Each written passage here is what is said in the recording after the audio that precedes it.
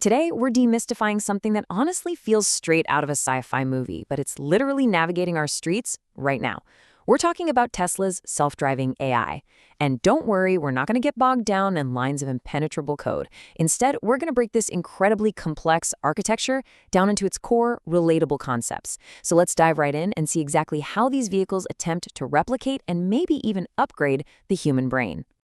Okay, let's dive into this. Here's our roadmap for today. We'll be covering 5 clear steps: the digital driver, how the car sees, predicting the future, making safe decisions, and finally, learning from the fleet.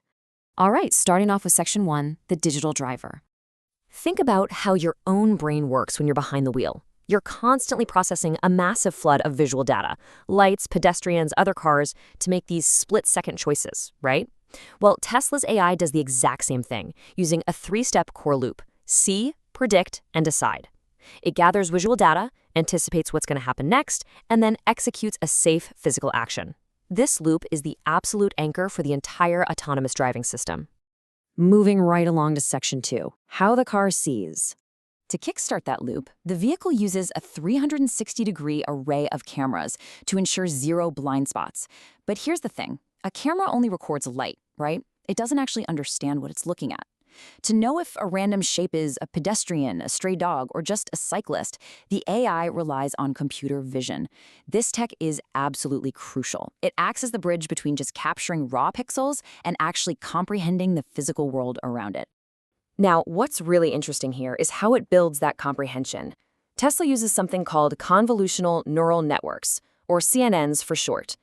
Instead of programmers manually typing out rigid, static rules, these deep learning models are actually trained. They absorb literally millions of real-world driving videos to learn the complex visual language of the road. It's honestly a lot like how a toddler learns. You wouldn't hand a little kid a dictionary definition of a cat, would you? No way! You just show them pictures until their brain naturally recognizes the pattern.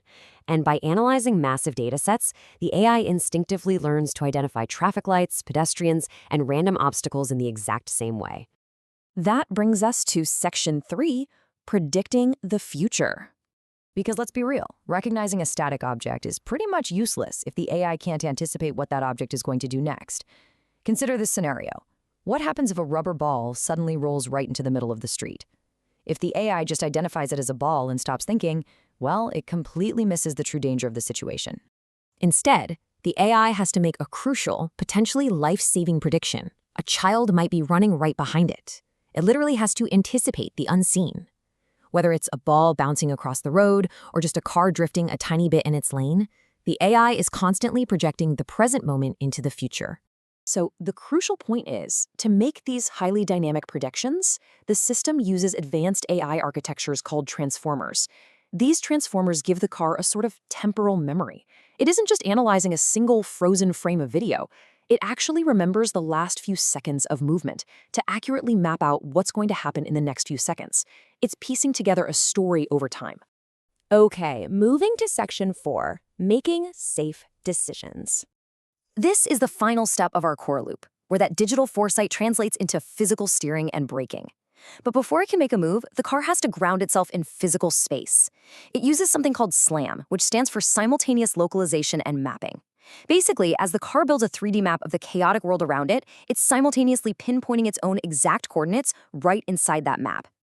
With its location securely locked in, the AI then engages its path planning tools. Things like trajectory prediction models calculate the absolute safest route forward.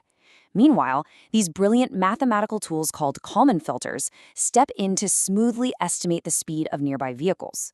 This is what guarantees the car drives smoothly, instead of just violently jerking you around the road. And this brilliantly illustrates how adaptive cruise control works in the real world. Say you're doing 70 on the highway, right? And suddenly the car ahead drops to 50. Almost instantly, the AI detects that speed change, utilizes those Kalman filters we just talked about to smoothly match their 50 miles per hour. And then, the exact second they change lanes, it gracefully accelerates right back up to 70. It is total autonomy in action. Finally, let's jump into section 5, learning from the fleets. You might be wondering, how does a system this unimaginably complex actually get better over time? Well, it represents a massive paradigm shift. Traditional software relies on programmers manually typing out hard-coded rules for every single conceivable situation. But modern AI? It uses machine learning and reinforcement learning to learn from actual real-world experience. It figures out those weird, unpredictable edge cases completely on its own. It gains all that experience by crowdsourcing massive amounts of anonymous driving data from millions of vehicles worldwide. Think of it like a global hive mind.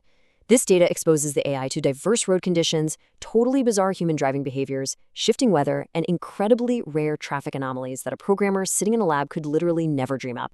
Let's move on and see how this all builds up to one absolutely critical metric: 1 second.